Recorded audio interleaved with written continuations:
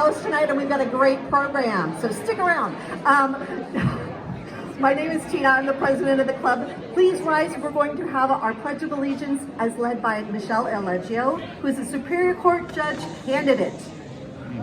And she has special guests as well. Good evening, everyone. My name is Michelle Leggio. I'm running for Superior Court Judge, C36. Oh, that would be great. And the first rule of this is if you can multitask, hopefully you can be a good judge. I just want to say briefly, I'm very honored to have the support of the San Diego Democratic Party. I'm endorsed. And at this time, I'd like to start the Pledge of Allegiance.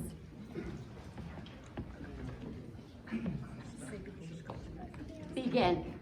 I pledge allegiance to the flag of the United States of America and to the republic for which it stands, one nation, under God, indivisible, with liberty and justice for all. Thank you so much for having me. Thank you.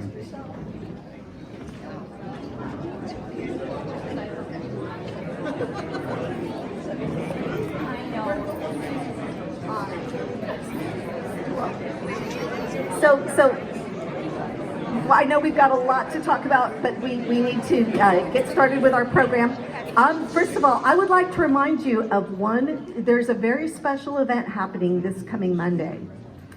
And if you want to find the last time this happened, you're going to have to go back to 1981. Think what you were doing in 1981. That was the last time before we had a Duncan Hunter in office in East County. The Hunter dynasty is dead, ding dong.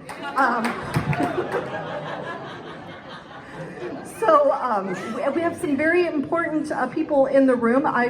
We've got a lot of candidates to hear from later, but I'd like to give a shout out to the candidates not in 53 that are here today. Steve Miller is running for Superior Court Judge. Wave. You already met Michelle, who's running. Alana. There you are. Long Robinson is running for Superior Court Judge.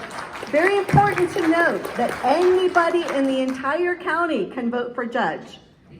Everybody in the county can and should vote for our great Democratic candidates for judge. Also, I thought I saw Kenya Taylor a minute ago. Lenny, there she is. Hi. She's running for Board of Supervisors. Who am I forgetting? Okay. Erik Kutner, our East Area chair of the county party, is here. Very honored to have him here as well. Amar Campanajjar, everybody's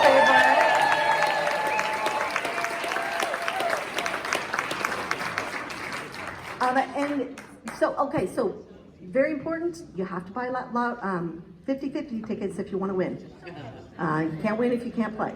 And so we've got a lot of candidates to hear from tonight, and I left my notes at my desk right there.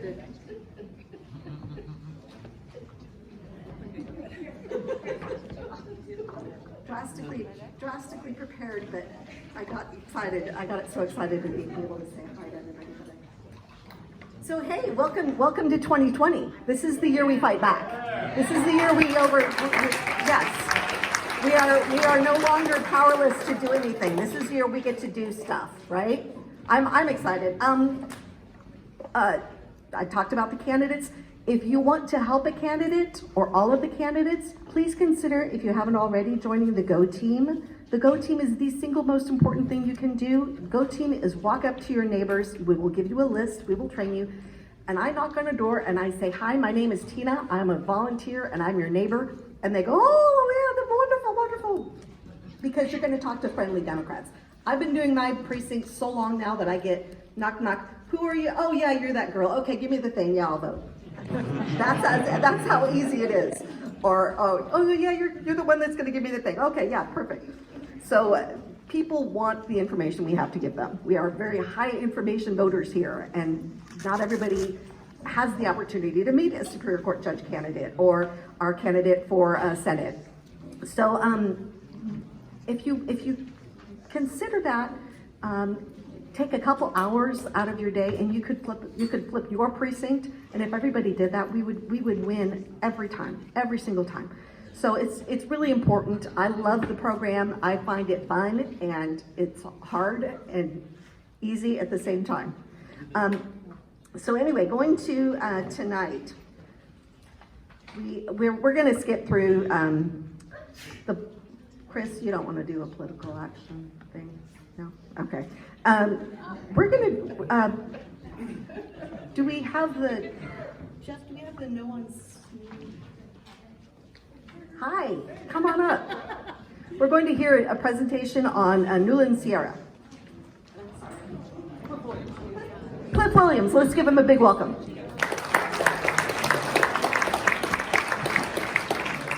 Wow, this is awesome. This is the biggest club that I've been to, and I've been to clubs now north and south. So I've always heard that the Mesa-Foothills Democratic Club is the largest and also one of the most active, but I can absolutely see that looking out into this crowd.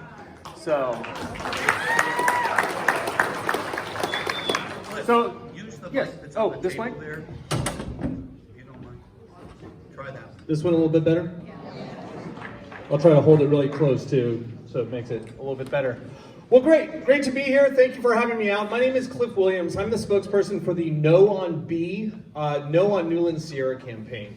I'm going to tell you a little bit about the Newlands Sierra project, why it's so bad. That's why it's Proposition B here. It's because it's bad, and why you guys should care about it. Why should some folks in La Mesa in this area care about a project that's north of Escondido? So really quickly, what this project is, the Newlands Sierra project is a project that was approved by the Board of Supervisors. 4 of the Republican members of the Board of Supervisors voted for this project. It's a sprawl project north of Escondido, off of Deer Springs Road and the I-15. So if you're ever driving up the I-15 to go to Temecula, and on your left, on the west side, you'll see an AM/PM mini mart right there. It's one of my favorite places to stop with my kids to go to the bathroom. That's where this project would occur. Behind that AM/PM mini mart there, on the other side of the freeway, is the Lawrence Welk area, so that you may know that area. Those mountains that are on the west side are called the Miriam Mountains. This project would literally blow apart those mountains. Takes 10 years of blasting, the movement of 10 million cubic yards of dirt, to put a city the size of Del Mar, 6,000 residents, up into those mountains. It's 2,135 units in this project. In 2011, the County of San Diego passed a general plan that was a huge compromise. Folks like you were in rooms for 10 years. They spent $20 million developing a general plan. It was essentially a smart growth plan. The Sierra Club was in those meetings, the building industry was in those meetings, developers, everybody got together, and they got about 75% of what they wanted. Nobody got what they wanted, but it was sort of the grand compromise of how we were going to grow in San Diego. Right after that 2011 general plan was approved, massive projects started coming forward to do general plan amendments. So this is to amend a plan that was just approved. That plan has 64,000 units that can be built in the unincorporated part of San Diego right now. Sandag says that over the next 10 years, the unincorporated area should only have to build about 6,700 units, because the idea is to start moving people more inside the urbanized areas so that we can use our transit and lower our vehicle miles traveled so we can have a smaller carbon footprint and try to save the earth a little bit here, as well as to preserve our backcountry. This project is absolutely the opposite. It is in an extreme fire threat area. It is in a rural valley that was only zoned for 99 units. So they're going to put 2,135 units on property that was only zoned for 99. And there's a reason that it was only zoned for 99. If you also are driving up there, look to the west, you'll see slopes that are like this. You got to blow apart those mountains. It's also was set aside mostly to be a conservation area. It was conservation area 35 in the general plan. It was going to be set aside as part of the multiple species conservation plan. That's why the Sierra Club, the Endangered Habitats League, and any number of environmental groups have come out against this project because it blocks a major wildlife corridor and really one of the only last big chunks of land that'll get the critters from one side of the freeway to the other and that north-south movement that they need. The U.S. Fish and Wildlife Service has actually been very, very critical of this project. And actually, what the Newland folks did when our local U.S. Fish and Wildlife Service was so critical of the project is they went and they lobbied the Trump administration, and they got Duncan Hunter to write letters on their behalf to silence the folks here in San Diego. California Department of Fish and Game has been actually very active, but the U.S. Fish and Wildlife Service has been silent after they wrote a series of very critical emails about this project. This project would also put in a tremendous amount of traffic on the freeway, and it wouldn't pay for any type of freeway improvements. It puts 28,000 average daily trips onto the I-15 freeway there at Deer Springs Road. That creates level of service F for failing traffic from the Riverside County border all the way down to Pomerado Road in Rancho Bernardo. That is gridlock for 28 miles on the freeway. And that's because there's no transit connection here. Everybody has to get on the freeway, and they go right to that freeway, and they come south or they go north, and it creates complete gridlock. If you've ever been up in that area anyway, you know about the gridlock on the I-15 freeway. Why does that matter to you guys? Because what they're trying to do is to create a constituency up there that is going to demand that something be done about that freeway gridlock that's going to be happening. Sandag right now is creating a plan that will mostly try to use the existing infrastructure that we have, the transit infrastructure that we have, so that we don't have to be spending money on building freeways out to projects in the middle of nowhere. This would be like dropping the city of Del Mar and Alpine, out the 8 here. This is a massive, massive project, and there are two other very large projects just north of it that are coming forward as well. The other thing too that's really important to look at is our climate action plan and the climate impacts of this project. Again, it puts 28,000 average daily trips onto the freeway at a time that we're actually trying to reduce our carbon footprint. Sandag and other groups are trying to reduce that because, frankly, it needs resources to San Diego. If we can't reduce our carbon footprint in San Diego, we are going to lose resources for transit, for highways, because that's the way that the state of California is working right now. So reducing and building inside the urbanized area is really important. The B campaign is a referendum. We went out and got signatures after this was approved. We needed to get 90,000 signatures in 30 days. We got 117,000 signatures in 17 days. This is the first referendum of a county decision in the history of the county of San Diego. So it's an important event. And the people of San Diego were very angry about this. We came down to places like La Mesa and Lemon Grove, also up north to Vista and San Marcos and everywhere else.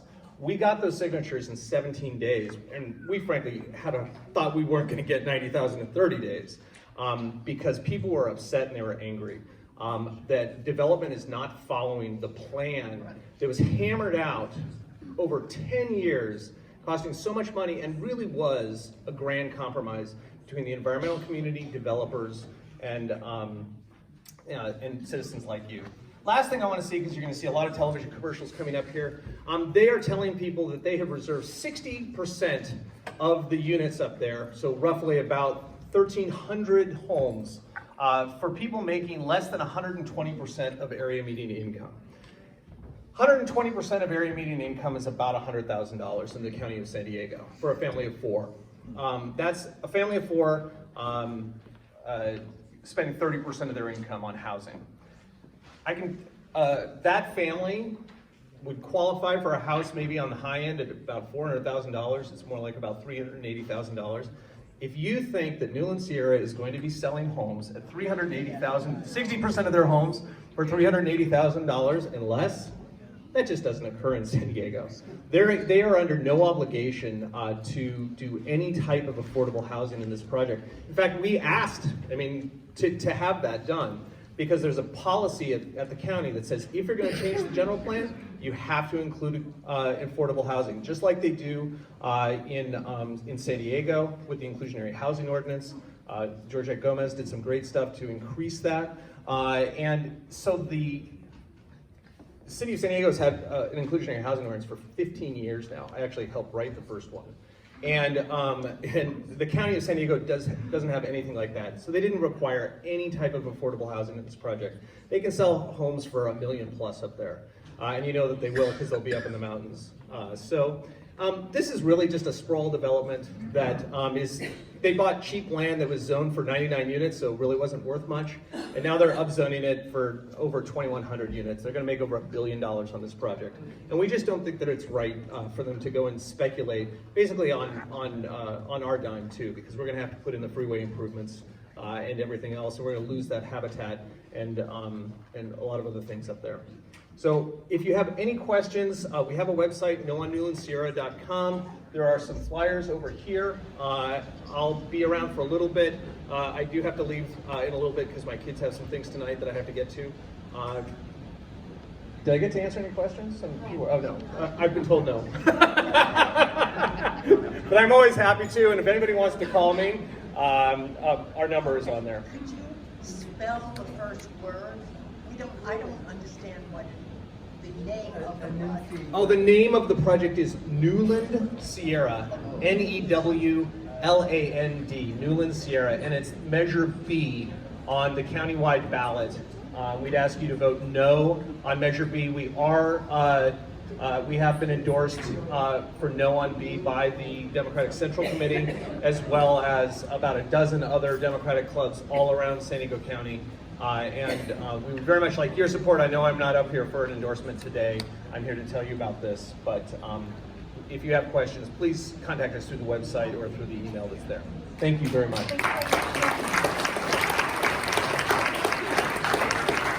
Cliff Williams, thank you very much.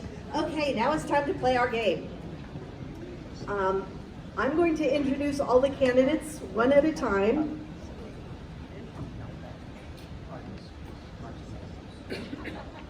And don't give me a mic that doesn't work. That makes me angry. Hello? This one is not very strong. I'm gonna use this one. Where's my good lighting? Okay. So as I introduce and describe read the bios of the candidates, please come up and find your seat. In no particular order. This is random. Erik Kutner is our first candidate. Erik is a policy and strategy consultant in national security, including cybersecurity, science and technology, education, and business, small business in particular. Believing that at least 99.99% of anything is people dependent. He often advises senior leaders across both private and public sectors, including generals and admirals. He's advised San Diego State University's Homeland Security Focused Research Center for many years, and he serves on the advisory board for Department of Homeland Security Research Center at Rutgers University. Erik is a Princeton University Tiger with a degree in physics and a vice president of the class of 1995. Erik Kutner, please come forward.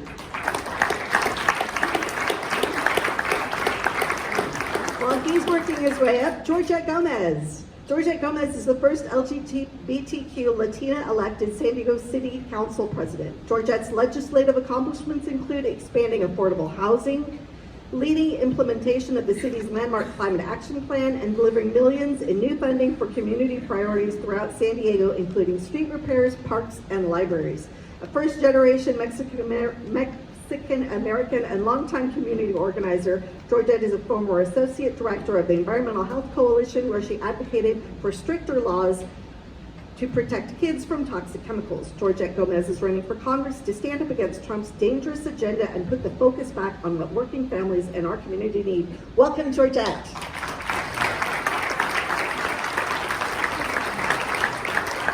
Next is Janessa Goldbeck. Janessa is an LGBTQ Marine veteran running for Congress in California's 53rd District to fight for bold, progressive solutions that make a difference in the lives of San Diegans and to restore a sense of pride rooted in our values to Washington. Janessa was born and raised in San Diego County and has built her career around creating a safer and more equitable world for all. She graduated from Northwestern University, moved to Washington, D.C. to advocate for policies to stop the genocide in Darfur, Sudan, before joining the Marines after Don't Ask, Don't Tell was repealed, becoming a combat engineer and leading troops overseas. Welcome, Janessa.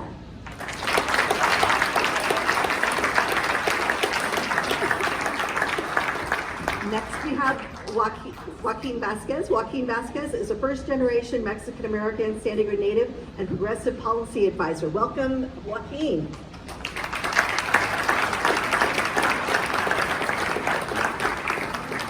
We should be at 5 now. We are, okay, good. Next is Sara Jacobs. Sara Jacobs serves as the founder and chair of San Diego for Every Child, the coalition to end child poverty, and as a scholar in residence at the Joan B. Kroc School of Peace Studies at the University of San Diego. Sara's worked in policy positions at the U.S. State Department during the Obama administration, UNICEF, and the United Nations, and on Secretary Hillary Clinton's 2016 presidential campaign. Sad. She also served as the founding CEO of Project Connect, an education nonprofit dedicated to closing the opportunity gap for students around the world. Sara's a proud alumna of the San Diego public school system, holds a Bachelor of Arts degree in political science and a Master of International Affairs degree in international security policy and conflict resolution from Columbia University. Welcome, Sara.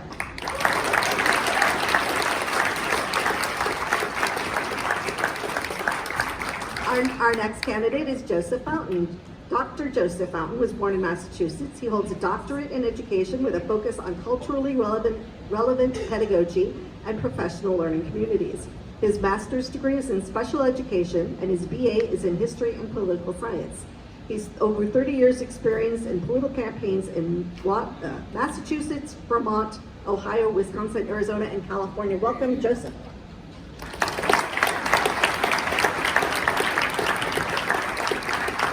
Final candidate today is Annette Meza. Is that right? Okay. Annette is a native of San Diego and a homegrown product, CA District 53. She's a classroom teacher and leader. She earned her master's in education from Point Loma Nazarene University and has worked closely with the children and families of this community, leading them to achieve their dreams through education. As an advocate and organizer, she's fought for the voiceless victims of human trafficking and slavery, bringing awareness and attention to their plight. Her campaign focuses on the real issues facing individuals and families living in this community: healthcare, education, climate change, veteran wellness, and family empowerment. Welcome. And to lead our game tonight, we've got Mark Sauer. We're very fortunate to have KPBS's Mark Sauer as our moderator tonight. Mark's the current host of KPBS's Roundtable, which airs every Friday on radio and TV. Previously to joining KPBS in 2010, Mark served as a reporter and editor of the San Diego Union Tribune, covering politics, current events, criminal and civil trials, scandals, celebrations, and everything in between. Welcome, Mark.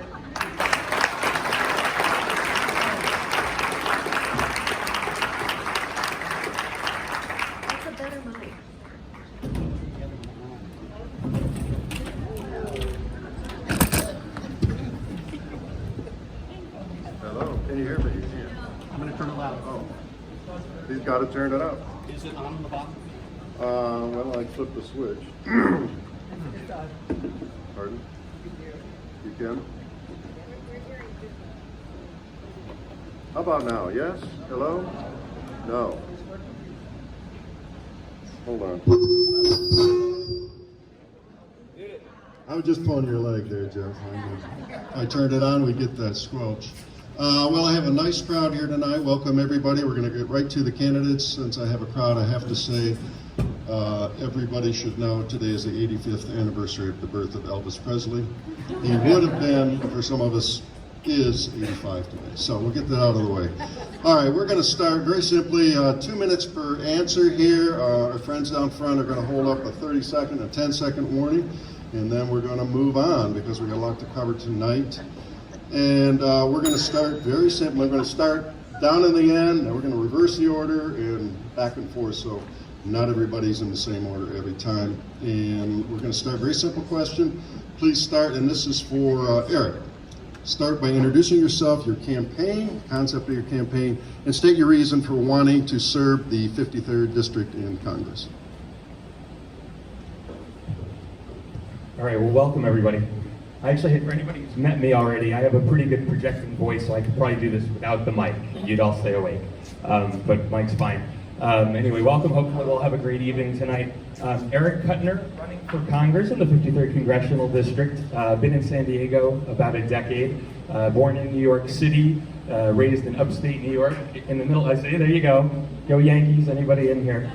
But go Padres as well. It's different leagues, it's okay, it's okay. So there you go. So no. I generally support. You heard I do a lot with San Diego State, so I do support all San Diego State athletic teams. So there we go. So anyway, so I've been out here about 10 years. Like I said, grew up in Troy, New York, in the middle of nowhere in upstate New York, and ended up getting out, going to Princeton, getting to Jersey, and lived in Jersey a lot of years. Working in New York City, working in Philly, working in DC eventually, and I've spent about 17 years working in and around policy and strategy, including in DC for about 15 years.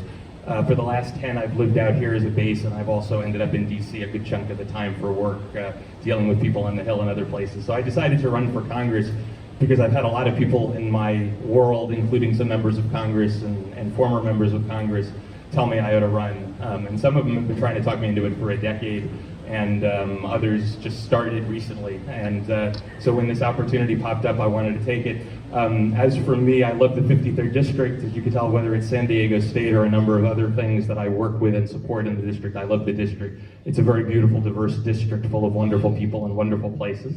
And it goes all the way from Mission Hills to El Cajon and to Chula Vista. And one of the reasons I'm running is also I'm a big civility person and big into moderate Democrat. And California gives us the chance in Congress with an open primary to be able to run as a moderate. So I'll end with that. All right, next is Georgette. Good evening, and thank you so much for putting this forum together, first of all, and thank you for inviting us, partial candidates for the 53rd. So my name is Georgette Gomez, and I'm a candidate as well for the 53rd District. I'm a native San Diegan, daughter of immigrant parents. I'm first-generation Mexican-American. I grew up in Barrio Logan. I grew up with humble beginnings. My parents worked multiple jobs, but yet we struggled to make ends meet. There was a point where my parents had to double up with another family, and my home was a living room, but that's just the reality of working families. And I grew up in a very polluted community. So ever since moving forward and getting my education, I'm a graduate of San Diego State. After I graduated, I was a crisis counselor for domestic and sexual abuse survivors. Soon after, I became a community organizer at Environmental Health Coalition, fighting for environmental justice issues in our region. My entire life and the entire work that I've done really has been focused to push the focus for our government to really put more resources in our underserved communities, from making sure there's enough housing, our jobs are better, the wages are better, so people can stop struggling and making ends meet. That's what I believe, and that's why I entered into politics. In 2015, I launched to become a council member in District 9, which is part of the area that I cover, is part of the 53rd, and we made history.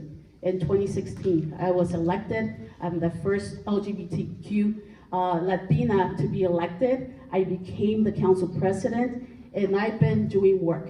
I've been pushing our city to address affordable housing in our community, to implement our climate action, and that's what I want to do when I get to DC. I want to make sure that our climate emergency becomes a critical issue that we are investing in, and we're making sure that there's a future ahead of us. I want to make sure that there's housing, and I'm looking forward to the rest of the conversation. All right. Next is Janessa. Well, good evening, everyone. My name is Janessa Goldbeck. I'm a native San Diegan and a Marine Corps captain. But before I joined the Marine Corps, I worked in Washington, D.C. for a number of years as a human rights advocate, where my job was to pass legislation to protect civilians living in conflict zones. I've spent my entire career working to build a more safe and equitable world for everyone, and I want to continue that fight in Congress. I believe that San Diegans deserve a representative in Congress who has both the courage to stand up to special interests and corruption in Washington and the proven track record of getting things done on Capitol Hill. I've worked across the aisle to pass bipartisan legislation that protects both people and the environment, and I'll do the same in Congress to work for the issues that matter to San Diegans, like affordable housing and healthcare, preventing gun violence, making sure our seniors are taken care of and lowering the price of prescription drugs, and making sure that we don't get into another needless and endless, reckless war.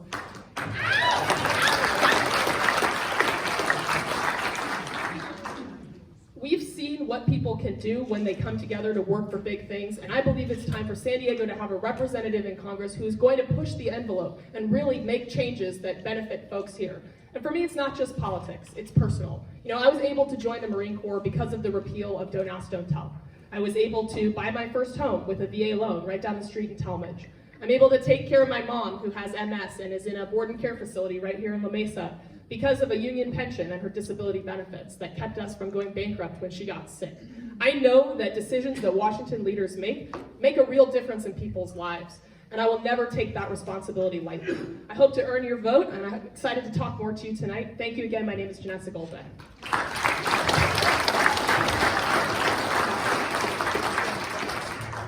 Next is Joaquin. Hi everyone, thank you so much. Why don't I stand up? My name is Joaquin Vasquez. I'm running for the 53rd, as you can see. I didn't get a chance to get a better introduction, so I'm glad we have these couple minutes. I started running in the spring for this seat after seeing how we've lacked the urgency to stand up for the most vulnerable people in our communities. From working on issues on human trafficking, from working on the environment, from working on labor issues, from working on education. In my community, for example, in Lemon Grove, we've gone down from having 6 elementary schools to 5. So funding is very crucial.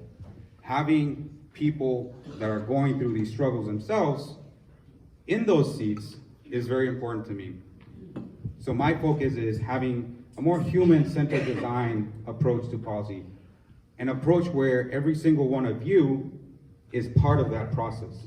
Every single one of you is reached out to, asked what your issues are, what are your problems, what's going on, how can we make your life better? Because at the end of the day, that's what Congress members need to be doing. That's what City Council needs to be doing. That's what the mayor needs to be doing. And that's why I'm running. I'm running on progressive values.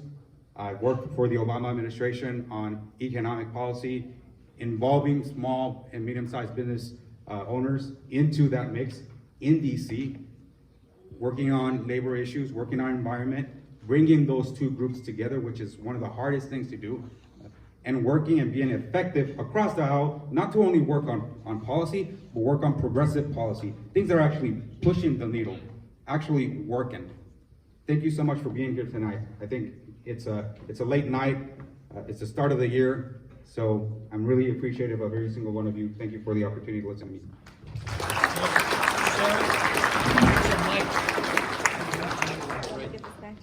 Next is Sara. Well, hi everyone, I'm Sara Jacobs. It's so lovely to be here tonight with you all, and thank you so much to Tina and the club for putting on this event. So as many of you know, I'm a 3rd generation San Diegan, born and raised, and actually when my great-grandparents first moved to San Diego, they moved to the College and Del Cerro area because that's where Jewish families were allowed to live. So I feel like even though I live in the west part of the district, I'm an honorary member of this club. That's right, and I'm so proud to be from San Diego, and I was also proud to serve in the Obama administration at the State Department in the Bureau of Conflict and Stabilization Operations, to work at the UN, to be a policy advisor to Hillary Clinton, and for the last year to serve as a scholar in residence at the Kroc School of Peace Studies at the University of San Diego, and to found and be the chair of a countywide initiative to end childhood poverty here in San Diego County. So here's what I believe. I believe in 2020, this year, like Tina said, we're gonna fight back and we're gonna do our jobs and we're gonna win the White House and we're gonna win the Senate and we're gonna hold the House of Representatives and hopefully even flip a seat here in San Diego. But even if that doesn't happen, 2021 is going to be a really important legislative cycle. And we are losing 20 years of Congresswoman Susan Davis's seniority. That's why it's so important that we elect someone who has experience making and implementing public policy at the federal level, who won't just be a normal freshman, who will make sure that our region is well represented in that crucial 2-year period. And we're seeing just this year how important it is, just this week, I'm sorry, how important it is to elect someone who has experience on foreign policy, who's worked in diplomacy and conflict prevention and conflict resolution. So San Diego has given me and my family so much, and I love San Diego, and that's why I've dedicated my life to working on behalf of children and to building a fair and more equitable San Diego and world, and that's why I would be honored to earn your support tonight. Thank you so much. Next is Joseph. Hi, I'm Joseph Fountain. And I remember 40 years ago, I was in kindergarten, and my father, who was vice president of the Papermakers Union, holding a sign out for Jimmy Carter and Silvio Conti, our congressman. And since then, I've been involved in politics, political campaigns, nonstop. I am a progressive. I have stood out there ahead of the curve on issues like same-sex marriage in the 1990s, a living wage when I ran for city council in Springfield, Massachusetts, and when I ran for Congress in 2000, I supported and created a plan for the public option. Today, the views that I had back then are not radical. They're part of the mainstream. And if you send me to Congress, I'm asking for 2 terms. And when I go, I'm going to be bringing a sledgehammer because I want to destroy the system and change it so that Democrats aren't fighting to get to the center. Republicans are going to be fighting to pull us to the left, to the right. We've let the pendulum go too far to the right, where mainstream media believes that middle America is centrist. It's not. We're a liberal country.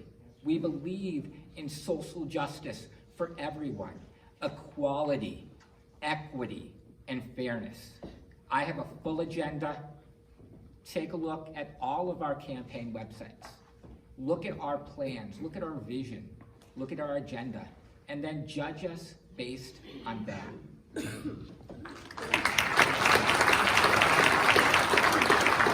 Next is Annette. Good evening, everyone. Thank you for having me. My name is Annette Meza, and I'm running for Congress in California's 53rd District. I am a teacher, a volunteer, an activist, and a native of this district. I'm running because I want to see Medicare for all, access to quality education, real solutions to climate change, and the bureaucracy that really challenges our veterans and our elderly. I'm a credentialed teacher, and I've seen so much in the education system.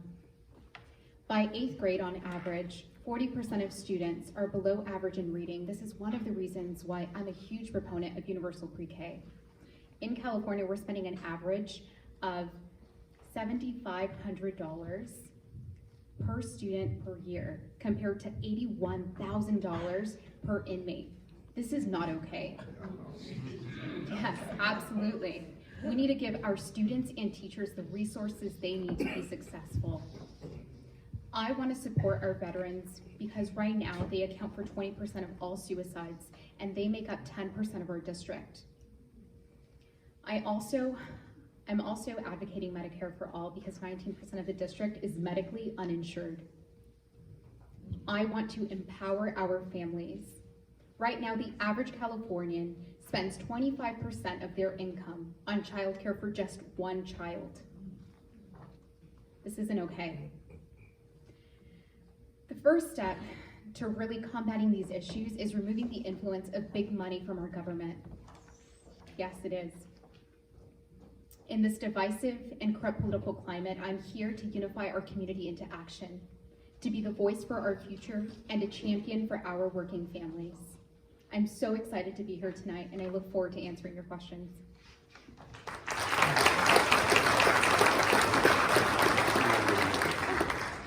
Okay, we're going to start in with our questions, and we're going to go in reverse order, so Annette gets the first question here. President Trump last week ordered the bombing of and the killing of the top Iranian military leader. The response was a ballistic missile attack we saw yesterday, resulted fortunately in no casualties. What's your position on the current U.S. engagement with Iran?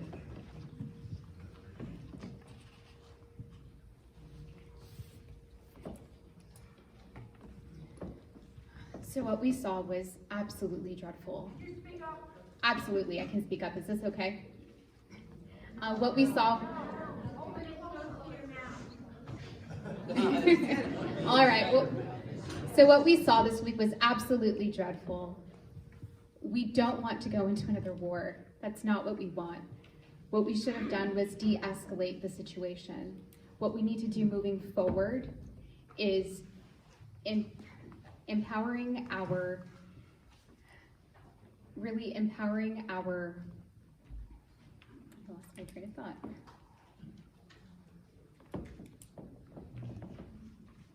We need to be a global leader, the global leader that we've always been. We need to continue that. And this administration is not doing that. We're not leading the globe to climate change. We're not investing in our people.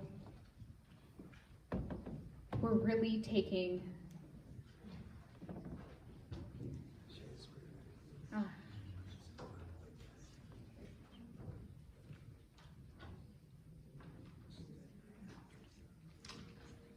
the biggest thing that we need to do is take money out of politics. It's not okay. There's a lot of corruption. We need to change the face of how the rest of the U.S. sees, or how everyone else sees us. Thank you.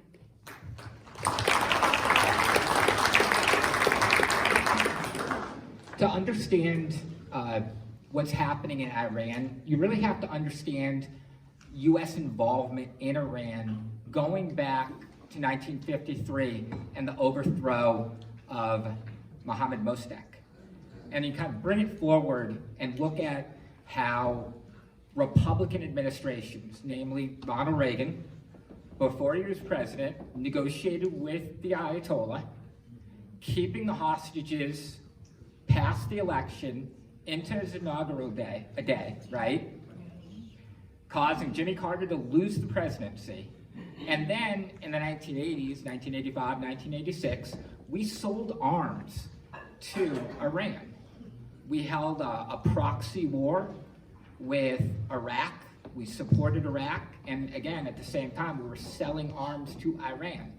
And every time that we've done these, all of these machinations has propped up a theocratic government in Iran and has propped up warmongering Republicans and this military-industrial complex that, you know, as Eisenhower said, every dollar that we spend on a missile or a bomb, it deprives a child of a warm place to sleep, the elderly, medical care. So just keep your views on this through that lens, that everything happens for a reason. And Iran's response today was, Iran's response today and not hitting any hard targets, it shows you that this may have been more a political game than something to actually worry about.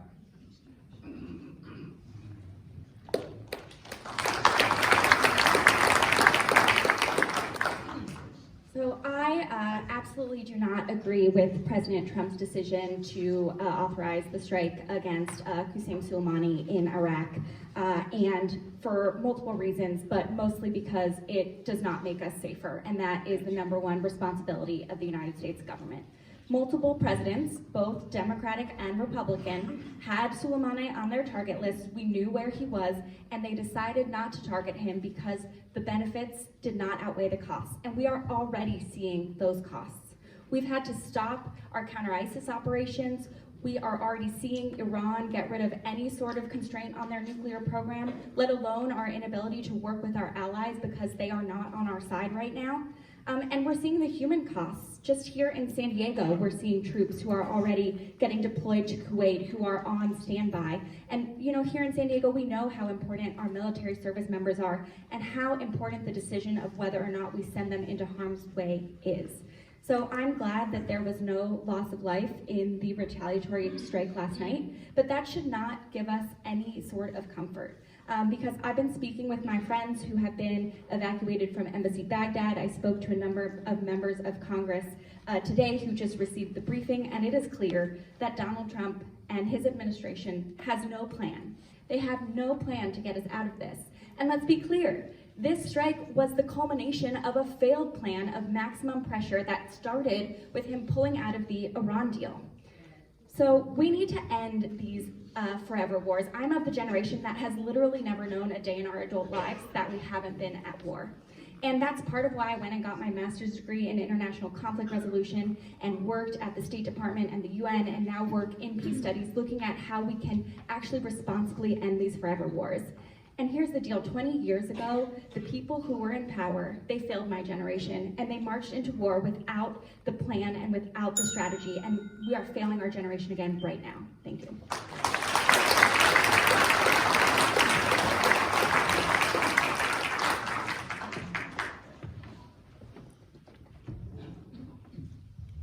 So I would say I'm in agreement with, I think most of my peers here, those of you that have spoken, and those of you that will speak. Closer to the mic. Thank you. I said I believe I'm in agreement with everyone here in this room and standing before you right now that these actions are unwarranted. These actions by this administration are dangerous. They are putting not only our troops, not only their lives at stake, endangering their lives, but the lives of everyone here, the lives of innocent people in Iran, innocent people around the region, adding additional turmoil, adding additional suffering for what? We're in 2020. The November election is coming up. And this man decides that the best option for him to increase his polling numbers is to ensure that everyone's rallying behind the flag. Looking for a war. Looking for a war back then when he started the issue with Syria last year in the summer. And now trying to take an opportunity right now to ensure that, one, if you look at what happened last November, this past November, we learned that Iran found about 53 billion barrels of oil reserves. One thing is getting the country to pay attention mostly to the president and hopefully earn some points to be reelected. The other thing is that for too long we've been engaging in needless wars over natural resources. That has to stop. That's why I'm running for Congress, so we can push everyone towards what we have to be doing, standing up for our communities, protecting this planet, protecting our peers, our family. Thank you.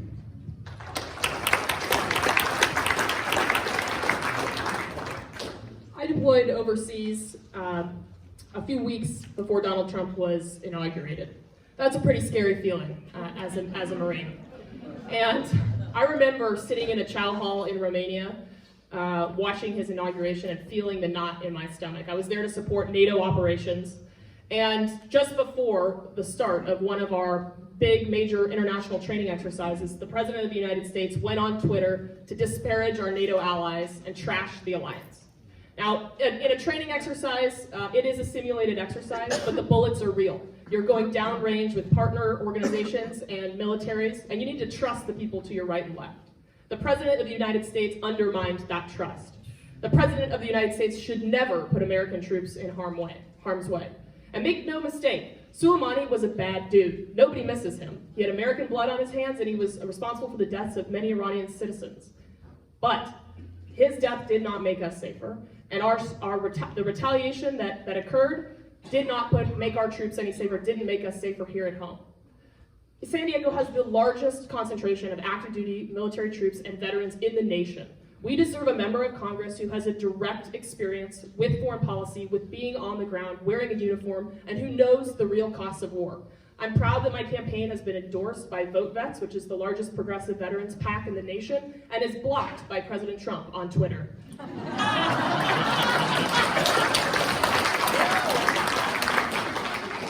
Getting out of the JCPOA was a mistake. We've been less safe ever since. We need to immediately re-enter that deal, make sure the sunset provisions are pushed further out, and ensure that Iran stops its nuclear weapons program and get us out of endless, reckless wars. Thank you.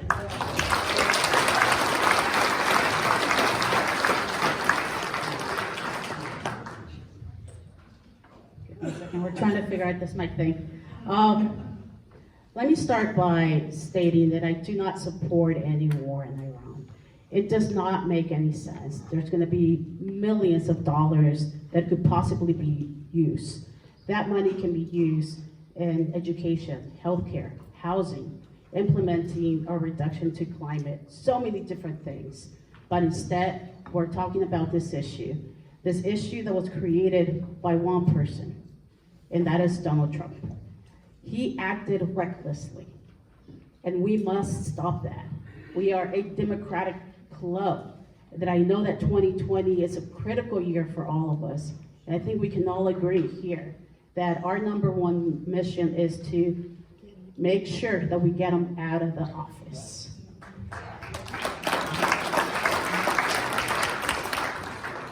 I also agree that I know that Soleimani is not a good guy. He did a lot of horrible things.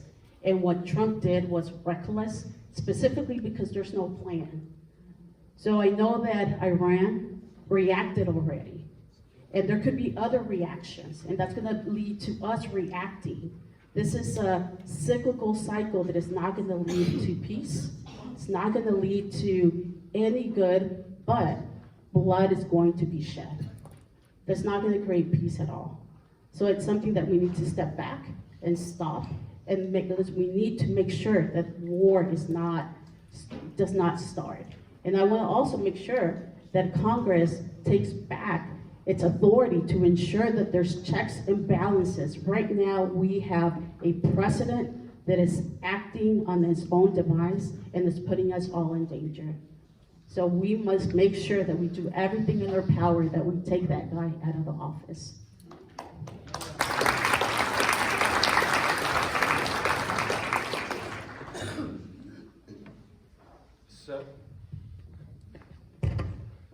Yep, so this is one of those tough ones, and that's why people hopefully get into running for Congress. These are tough issues, but we also want, it shouldn't just be the people running for Congress, all of you, everybody, every citizen, everybody, even not citizens, if you're here and you care about things, you know, these are, we gotta tackle the difficult problems and challenges.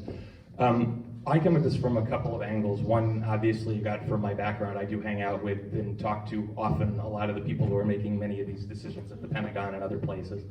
And I have actually long been a person who, even though I certainly think we should have a very well-funded military, and military and veterans should be the first people we take care of in any situation, I often remind the people in the military, and I don't get laughed out of the Pentagon, that it's likely that no human group has ever won a war against any other group, because time just marches on and people forget and things move on.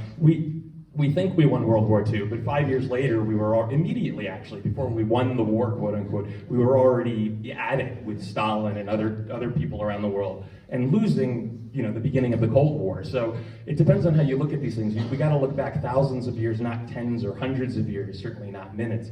And so I'm big on getting that thinking. We shouldn't be going to war. The purpose of the military is to be able to provide military-level lethal force when absolutely the last option, and I mean that. And when required, as I said, when legal, ethical, moral. And that's the only way, absolute last option. And so that's what I push for, is make sure that the military is here to deter our adversaries. They're here to deter Iran, they're here to deter Russia, China, etc. I often say sometimes we're here to even deter Canada and Australia from becoming our enemies down the road. That's why we have a military. And I'll wrap it up with also that we're always in crisis mode, and I'll probably address this more with other questions as well, but this thing with Iran is another instance where we're still in crisis mode from 9/11 and other times in history where we're making decisions minute by minute based on something that happened yesterday and not a strategic vision for what we want in the Middle East or anywhere else. All right, we're going to start this question with Georgette and then come back this way toward me. President Trump, I'm sorry, I already had that question, we'll hear it again. Our climate crisis eclipses all other issues and challenges, though many other important issues are surely impacted by climate change. What should the federal government be doing to help San Diego, California, and other cities and states meet critical climate goals and get us to stop burning gasoline and other fossil fuels? Climate emergency. During my introduction, I stated that I've been a community organizer fighting towards environmental justice issues. I did that for over a decade. And soon after I became elected, I was lucky enough that the city council adopted a climate action plan. And it was really, it's a strong climate action plan. So I've been fighting to ensure that we're implementing that climate action plan. We're gonna be moving forward and achieving 100% renewable energy soon. I've been also leading the way in ensuring that we are reducing our vehicles' miles traveled. How do we do that? By creating a robust transit system. To me, that is a perfect model in what we should be doing in the rest of the cities and making sure that the federal government is helping local cities to implement their climate action plan. And we can do that by making sure that the transportation bill is extended and is tying cities that are adopting climate action plans and ensuring that we're helping local cities to implement them. We also need to ensure that there's water reliability. That's another part of climate emergency, and at times we forget about that. The city of San Diego is moving forward and reclaiming our water, cleaning it up and putting it back to use. We need to do more of that throughout throughout our nation. And lastly, we need to ensure that we're building housing near our urban areas, our urban infill, to ensure that we're building housing that it's affordable and also tying it to where people are working, because we need to start cutting the mobility of how people are moving and ensuring that we're reducing our greenhouse gases.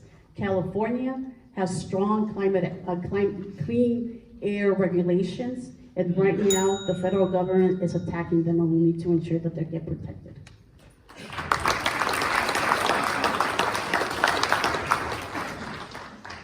I believe that climate change is the greatest threat to our national security and that we need an immediate and whole of government approach to tackling it. One of the ways we can do that is by thinking big. So I'm sure that everyone in this room is on board to get us to achieve a carbon net neutral economy as quickly as possible. A lot of the presidential candidates are saying by 2050. I think we need to push a lot harder. And one of the ways that I would do that on Capitol Hill is by authoring legislation that would require the Pentagon to be carbon net neutral by the year 2030. The Pentagon is the largest consumer of fossil fuels and carbon energy in the world, over 350,000 barrels every single day. And if we authored and passed that legislation, that would require them to comply, which would require all of the contractors and vendors who do business with the Department of Defense to also change their business models. They might fail in that initiative. Yes, it's ambitious, but they would fail forward in a way that would kickstart progress all across our economy and the world. I also would stand up to any new subsidies and oppose all subsidies for polluters and oil and gas extraction industries. Right now we have these folks running our government. The head of the EPA is an oil and gas lobbyist. We have let special interests take over our government, buy out Congress, and influence our government so that we can't get things done on an issue that most Americans care about and believe in. That's unacceptable. We need to push the envelope. You know, in the last couple of years, I started a business here in San Diego. It's a political consulting firm that works with progressive nonprofits to pass their legislative agendas in Washington. Last year, I was part of an effort that mobilized veterans in conservative and moderate places to be champions to pass conservation legislation. We got that bill passed in the House and the Senate, and the president signed it into law, creating 1.3 million acres of new protected wilderness and 6 new national park units. We did that in 2019. I know that we can get things done, but we have to be willing to build diverse coalitions, work across the aisle, and be creative about who we bring to the table to make change. Thank you.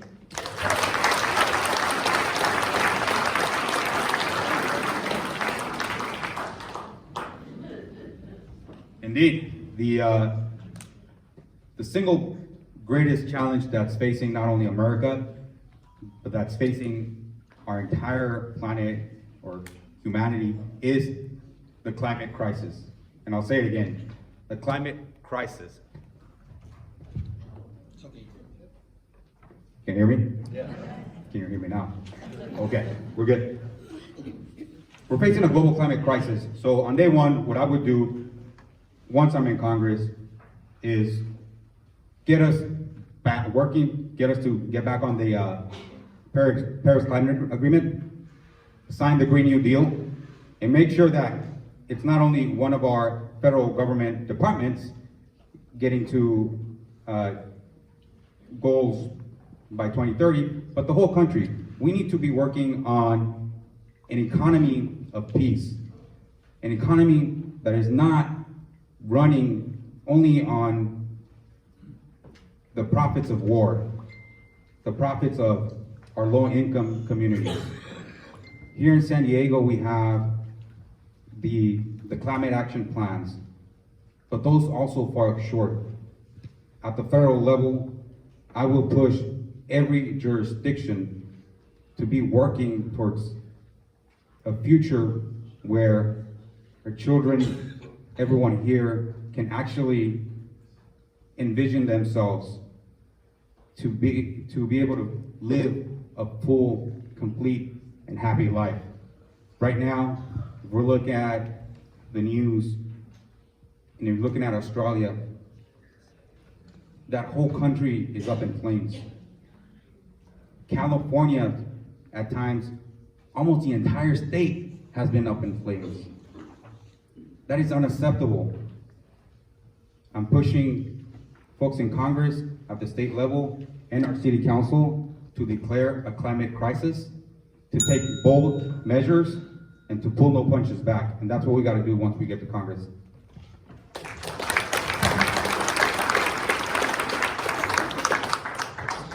I think climate change is the biggest threat facing our country, facing humanity, and frankly, I can tell you I've been knocking on hundreds of doors, my team's been knocking on thousands of doors, and climate change comes up at almost every single one. So we need to urgently address this crisis, and frankly, we have no other choice. I would like to have kids one day. I would like there to be an Earth that they can live on. So I support a Green New Deal, and I know some people are talking about 2050. I think we need to transition to an entirely clean energy economy by 2030. And I think we need to do that starting with the dirtiest sources of energy first, and transitioning that way to make sure that we're doing it responsibly so that we're not all of a sudden cutting off our energy capacity to develop without changing our consumption habits, and therefore making us just susceptible to a national security crisis on the world stage. And we need to be making vastly bigger investments into green energy technology and making sure that those green energy jobs are good paying jobs.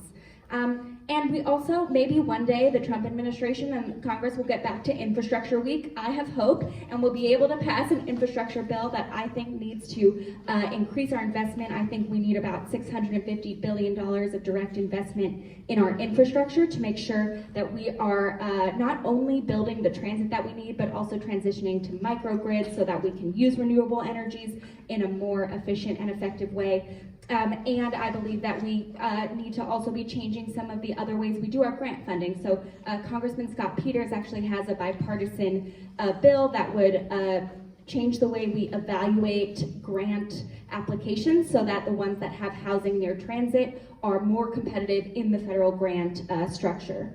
And I know it feels like it can be hopeless, but I'll tell you, I have hope, and that's because I'm talking to all of these young people who are so energized and so excited and are going to push us to make change. And frankly, we've seen that change happens when young people get involved.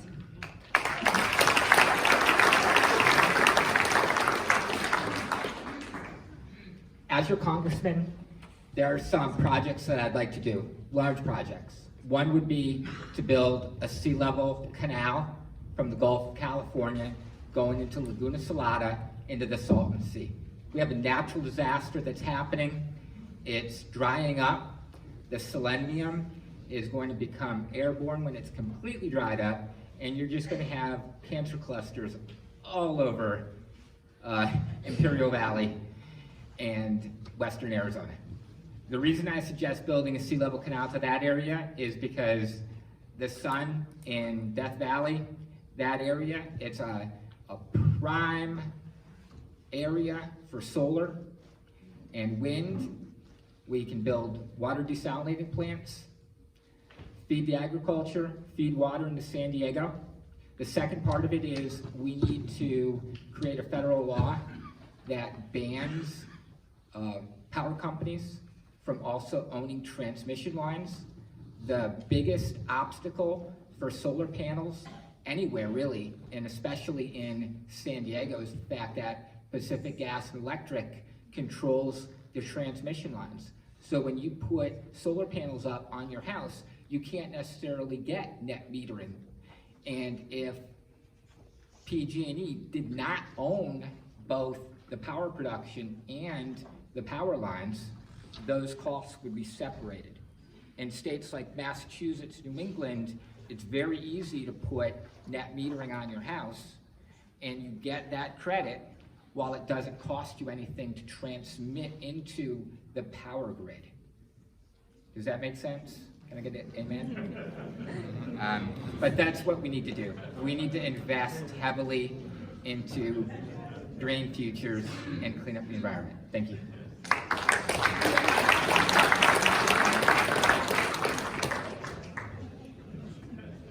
I agree with a lot of what's been said. Georgette, I believe you mentioned water and making sure that we do have a water source. In addition to that, we need to make sure that we keep up our desalinization plant as well. And Joaquin, I think. Speak louder. All right, I will speak louder.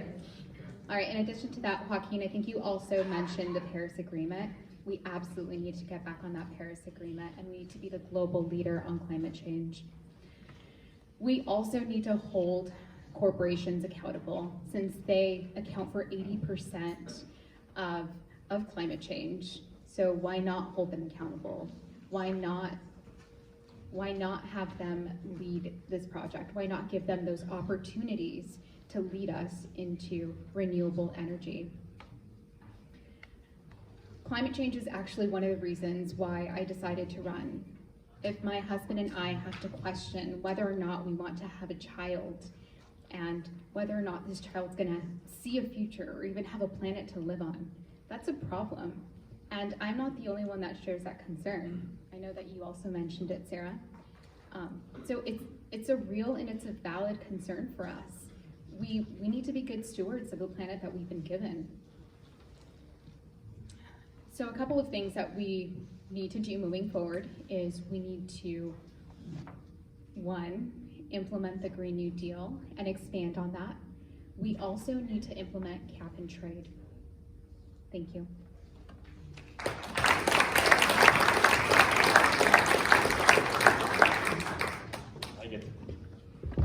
I get to go last this time. I like it. As you can see, this is another one of those complex issues, and we all need to tackle it. It's also one of the reasons I got involved in running for office.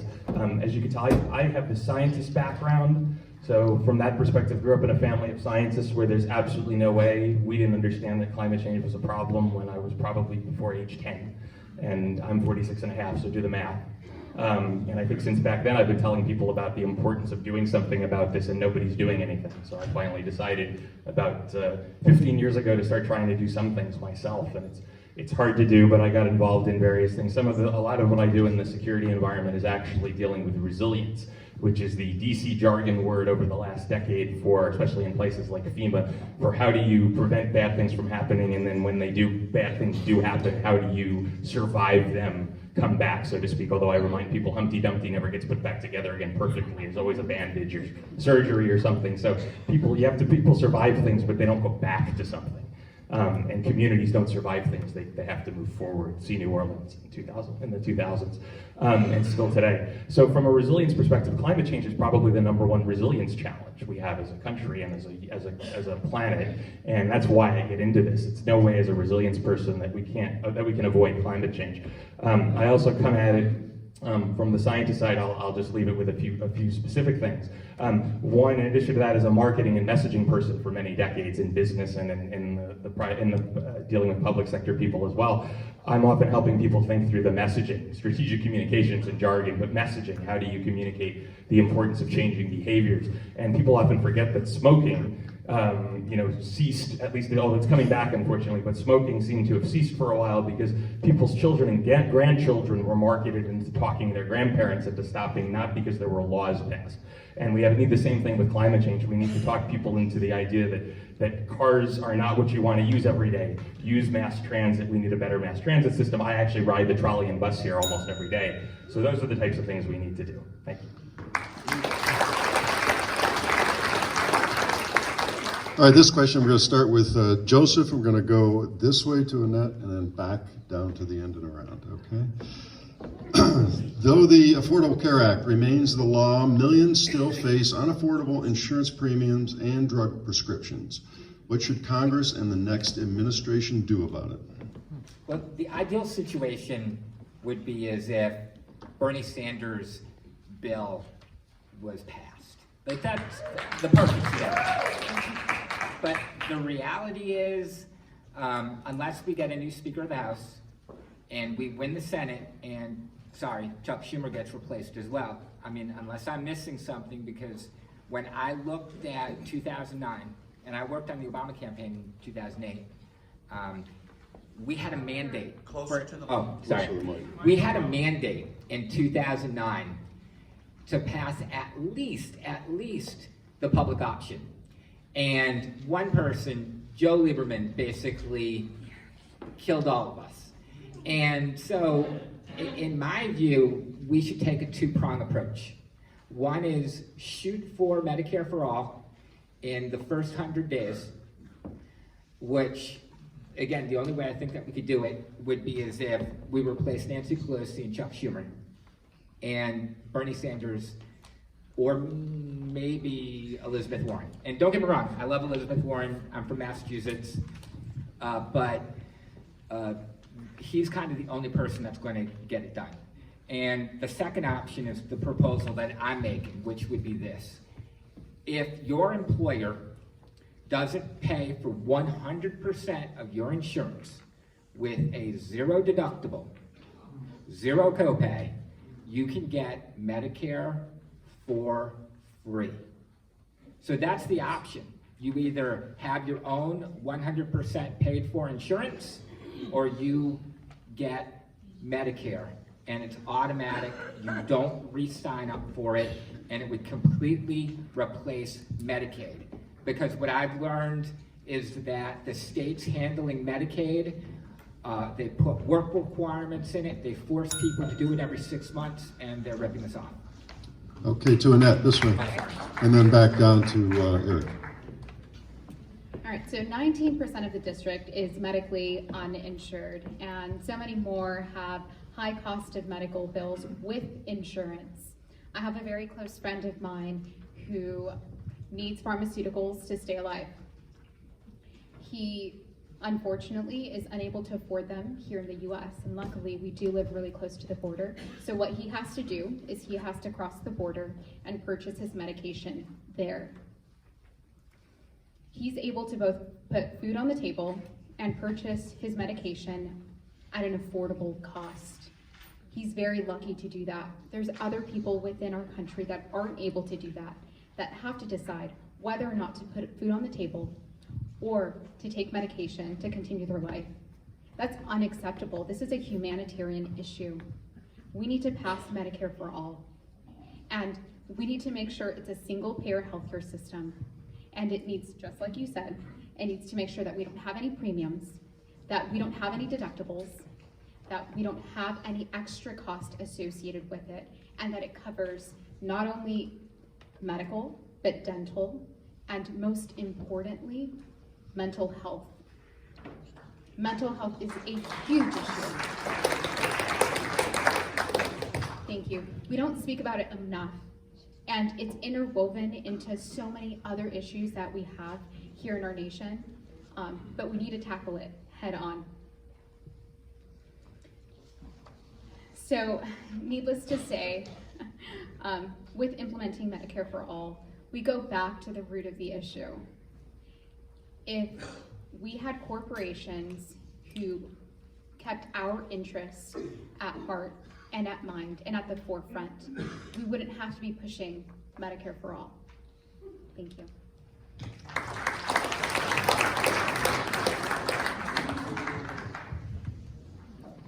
I get to go second now. I like this question. Like a lot of things, I live this question. I've dealt with healthcare challenges as far as being able to get insurance and otherwise over the years, just being originally in the New York State, New Jersey area for many years until 10 years ago. I had decades of, I will say, expensive to ultra expensive, useless health insurance often that didn't get me much of what I wanted. In California, I've had expensive down to, I even have in recent years as an entrepreneur who doesn't always make $1 zillion, been able to use Medi-Cal. So I know firsthand what it's like. I've been uninsured at times in California because it just hasn't made sense to me to have the insurance, and they don't make it easy. I've lived covered California, which can be reasonable, but I know how much people, not only myself, but dealing with other people who I've tried to help, how hard it is, not just in California, but other states, to move between different levels of the government-supplied insurance or private insurance, et cetera. So the whole thing is still a mess. The only thing I'll say to that is the ultimate solution to me is a single-payer system. The government's got to be in charge, and the government's got to get rid of, it's got to do the negotiating with drug companies, and it's got to get rid of insurers and all that sort of thing. But I was also around the Hill a lot, hanging out with members of Congress and staff when they were both working through the approximately 1,400 pages worth of legislation that was Obamacare. And they were very proud of that. I think a lot of people hadn't read it, but we're going to need a lot more than 1,400 pages and a lot more, a less polarized society to get to single payer, I think. So I think that's something where we got to, in the next 2 to 3 years, set the framework for that, but start with something where we set up something, Medicare for all or otherwise, or for those who want it, where everybody has access to something real that they can really use and get healthcare from that doesn't cost too much. But that's where I come at this from, and I think we need to, this is, by the way, also one of those crises things which we're always dealing with in crisis mode instead of thinking and getting a vision for what we want in healthcare in the country. If we could do that, I think we'd do a lot better job in government at the federal, state, and local level, and as citizens and as people who live here, getting through this crisis, as they say.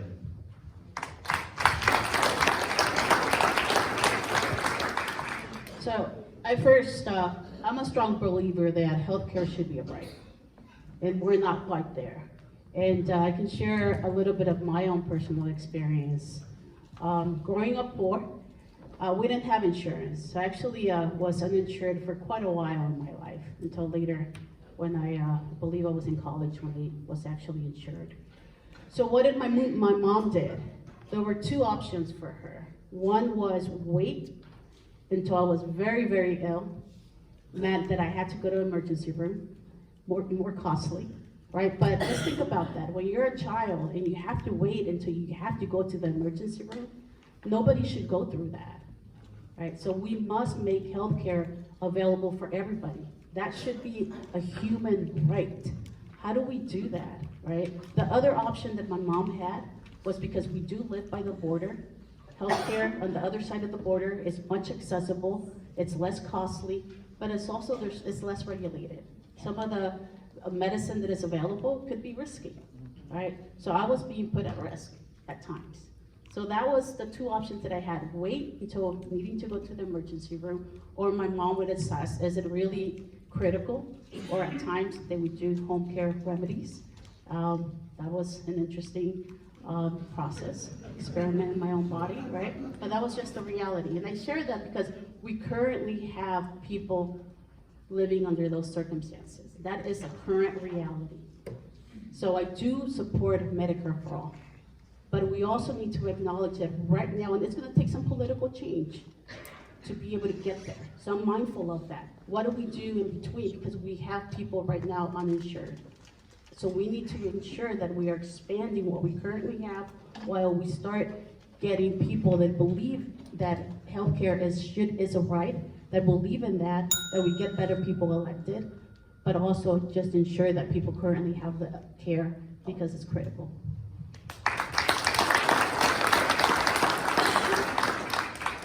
Well, first of all, I want to congratulate everyone on making it to this point in the night. I'm usually working at this time of night, but usually doing so with a beer next to me. So thank you so much for being here and hanging with us.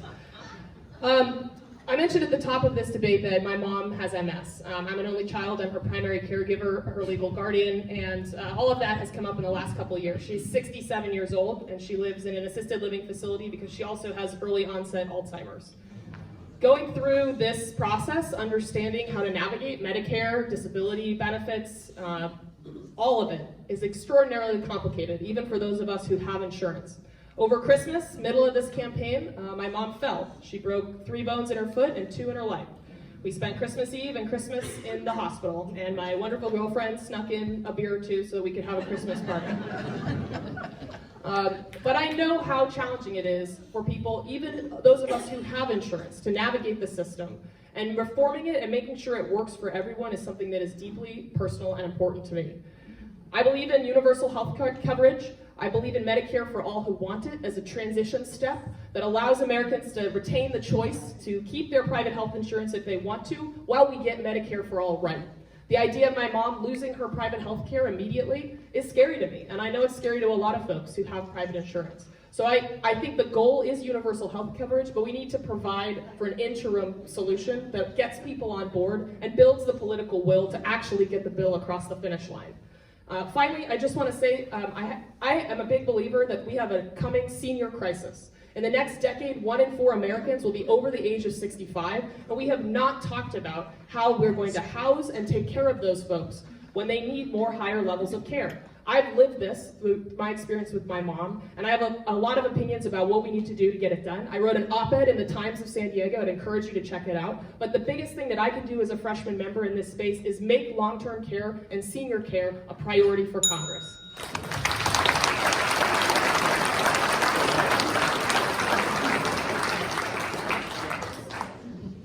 So I'm a firm believer that healthcare is a human right.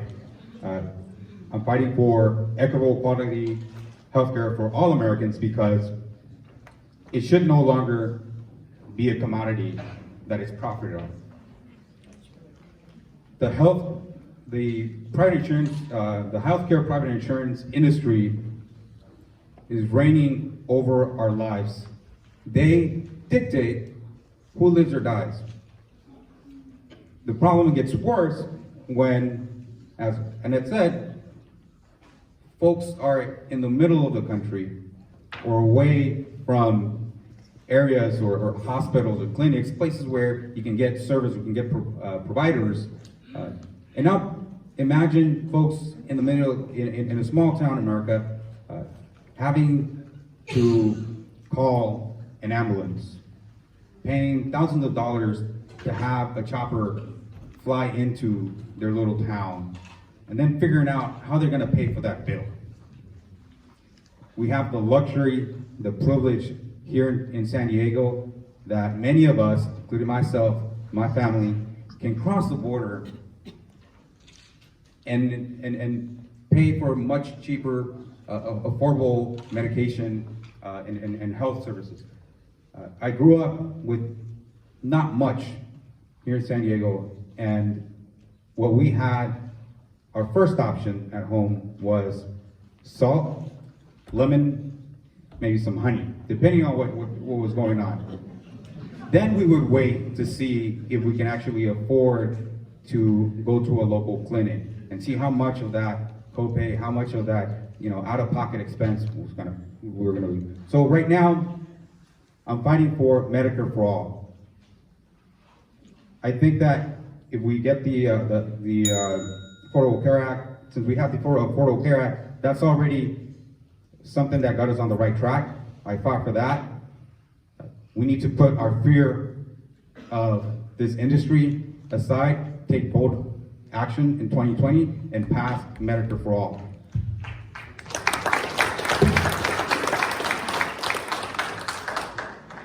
So I agree with many up here who say that healthcare is a human right.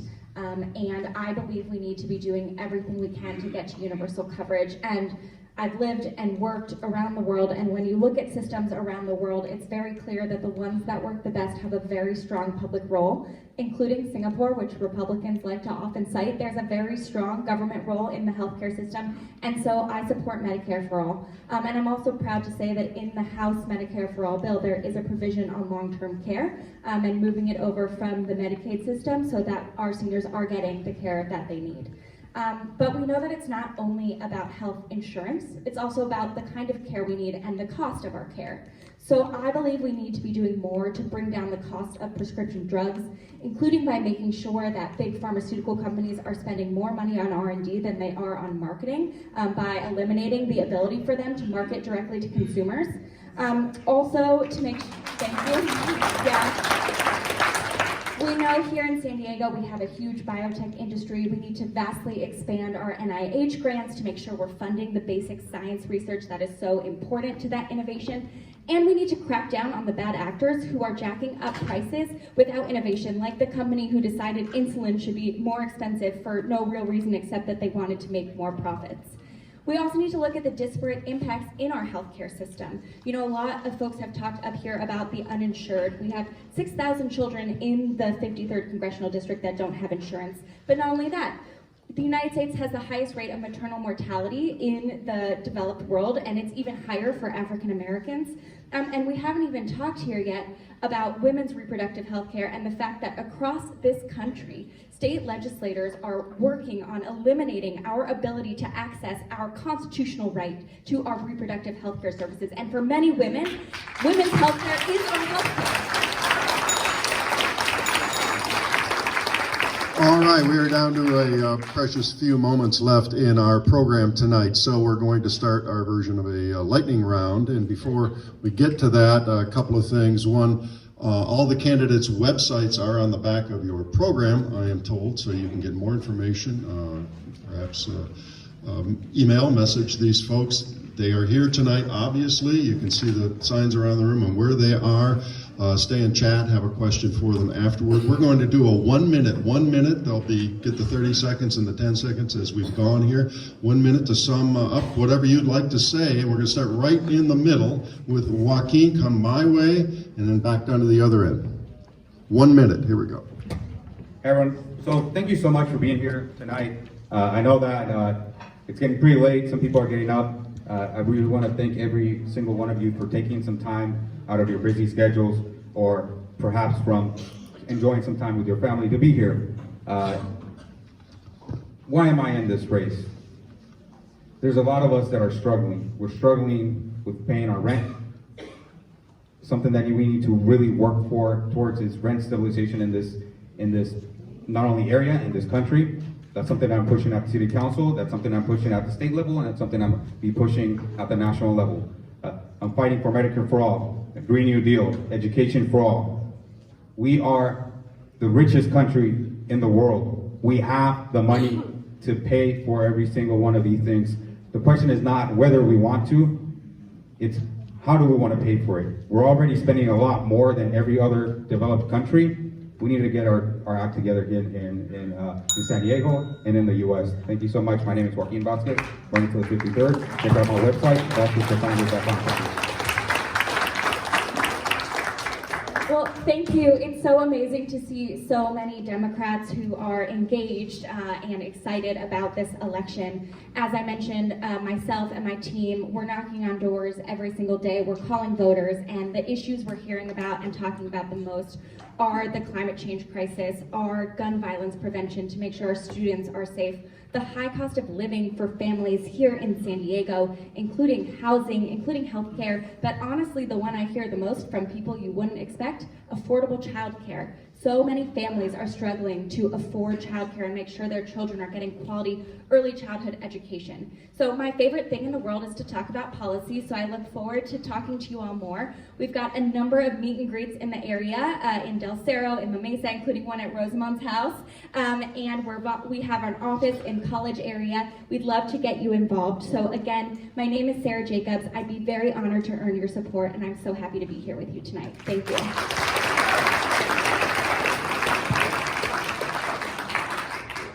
In 1952, there was a Republican wave. Sam Rayburn was the Speaker of the House, and he said, any jackass can kick down a barn door, but it takes a carpenter to build one. I'm a carpenter, and I'm a teacher, and I'm asking you to send me to Congress so I can kick down the barn door, then build a new one. My name's Joseph Fountain. I put people before politics. Because people matter, you matter. Take a look at my campaign website, www.fountainforcongress.com. Look at my issues, look at my agenda, look at all of our agendas, and then pick based on that and share that information with your friends.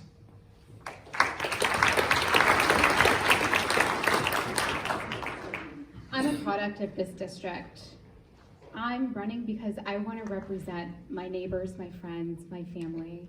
This is my community. This is my hometown. This is the place where I taught and where my family lives. This is really personal for me. I want to ensure that our best interest is at the forefront when we're developing legislation. That is so vital and so important. We're running a grassroots campaign, and when I say grassroots, it is entirely grassroots. Yeah, and we need all of the help that we can get and all of the support that we can get from our community. Please visit my website at AnnetteMeza.com. I'm also on Instagram, Twitter, and Facebook at Annette Meza for Congress. I look forward to hearing from all of you, and thank you for having me.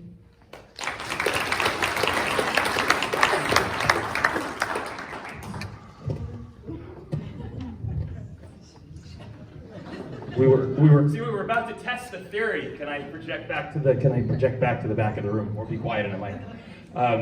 Anyway, yes, like everybody else, thank you all for staying awake. Actually, most of you did, and you had a lot of great energy, and I think all of us did up here. I know we did. And I think all of us, I shouldn't speak for other people, but I think all of us enjoyed being here and having a chance to talk at all of you, and I think all of us are going to love listening to all of you after if you hang out with us. Again, Erik Kutner, running for Congress in the 53rd Congressional District. I want to represent you guys. I think I bring a unique mix of I've been a Democrat all my life, but the moderate part comes because I like sensible, things have to be in reality. You have to get along with people of all political persuasions and other belief persuasions. And one of the reasons I decided to run with so many people I've worked with over the years, even occasional Trump supporters and a lot of Republicans and independents, when I asked them over the last months, would you support me if I run, even if I put a D in front of my name, because we're no longer having an apolitical conversation about national security or something, a lot of people said yes, and they really are supporting. So also love to have your support. Again, Erik Kutner, KutnerCongress.com. Look forward to talking to you.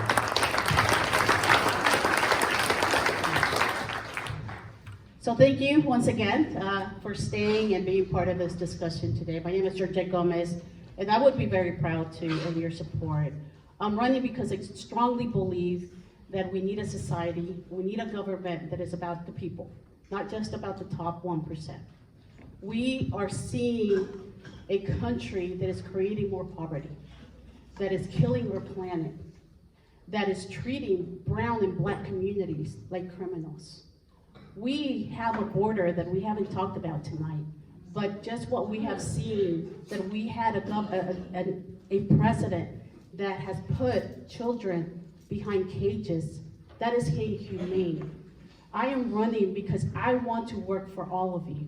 I want to make sure that our federal government is paying attention to incomes inequalities. It's talking about ensuring that we are creating housing so we can have a roof over everybody's heads, that we're talking about minimizing our impacts to the climate. I've been doing this work as a council member already at the local level, and that's the type of leadership that I'm going to take at the federal level. Georgette Gomez, running for Congress. Well, thank you again, everyone, for having us. My name is Janessa Goldbeck. There are a lot of smart people on this stage tonight. I'm honored to be up here, but I'm the only person sitting at this table that has proven track record of building political will to pass federal legislation on Capitol Hill. I've done that across my entire career, and I will be that advocate in Congress for you, fighting for the things that matter to San Diegans, fighting for affordable housing, fighting for affordable health care and universal health care, fighting to end gun violence, and making sure that we are taking care of our seniors and our young children. There's a lot of times in our life that feel unusual right now. We live in a moment of crisis, and we need to make sure that the next person we elect is ready to hit the ground running on day one. I would be honored to earn your vote. My volunteers are over here. I'd love to meet you if I didn't get to meet you beforehand. We've got sign-up forms. My website is JanessaGoldbeck.com. My issues and policy platform is up there if you want to know more about what I think. I'd be honored to earn your vote, and I'd love to meet you in the coming weeks. Thank you so much.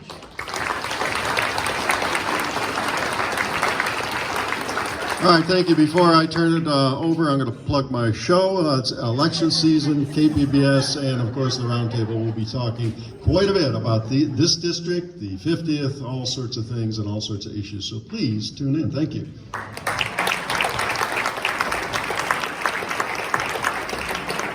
Thank you much. Thank you very much for hanging around. This was a great forum and a great panel. We've got some difficult decisions to make, but please use this and find out more about the candidates. If you fell in love tonight, that's great. You can volunteer. When we were introducing very important people, I forgot to mention our newsletter editor, Jay Levine, who did a miracle job getting our newsletter out to us. He does it every week, every month. We love you, Jay. Thank you. So if you want to make an announcement, if you have not already made an announcement, quick like a little bunny, start. Oh, don't forget a 50-50 raffle. We'll be doing the raffle as soon as the 30 seconds. Okay. We'll be back. 30 seconds. Four people. You're the end of the line. 30 seconds. Sorry. No, Michelle, sorry. I'm going to take less than 30 seconds.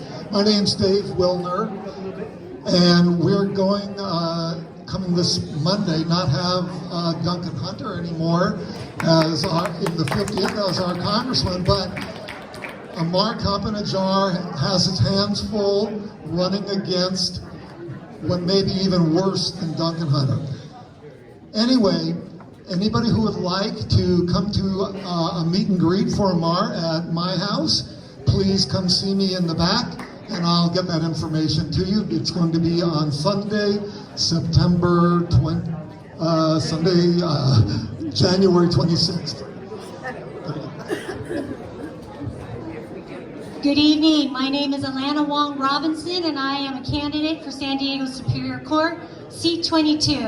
And I am thrilled to have the endorsement of the San Diego County Democratic Party. Thank you all so much for your support. I'm running to continue to serve this community. I've been a public servant for almost 3 decades, where my only job has been to seek justice, which is very much what I will seek to do as a judge. I know I only have 30 minutes. I'd love to talk to you all, 30 seconds. I'd love to talk to you some more, but I don't want to get on Tina's bad side. So, Alana Wong Robinson for judge, seat 22. Thank you very much. Hi everyone, my name is Sara Jacobs, and I'm running for Central Committee in the 78th Assembly District. It's mainly a coastal district, but it also goes through Hillcrest, Adams, following University, all the way over to College. So if you're in my district, please vote for me for Central Committee. I'm a longtime volunteer. Last election cycle, I was the vote builder administrator for the Democratic Party, administering the data for all the campaigns in the vote builder system across San Diego County. I am currently the social media director, administering the Facebook page for the Democratic Party. So you see me doing a lot of anti-Trump posts. You'll know my mood of the day. Anyways, please vote for me. I show up and I do the hard work. Sara Jacobs, 78th Assembly.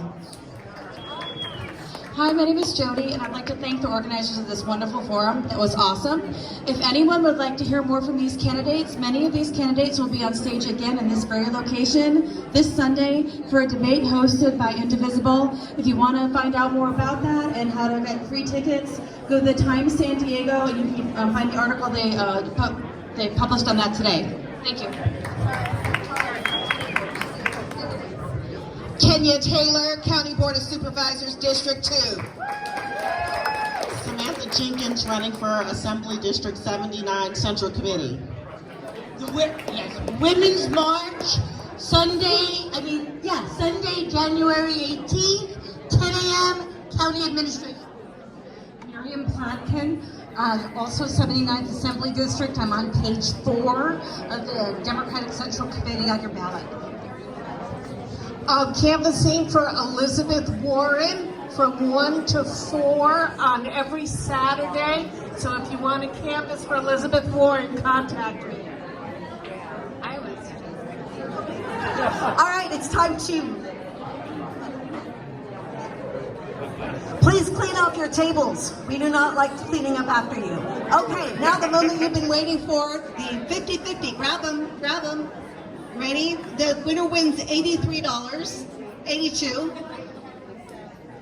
Okie dokie, the number is 0756481.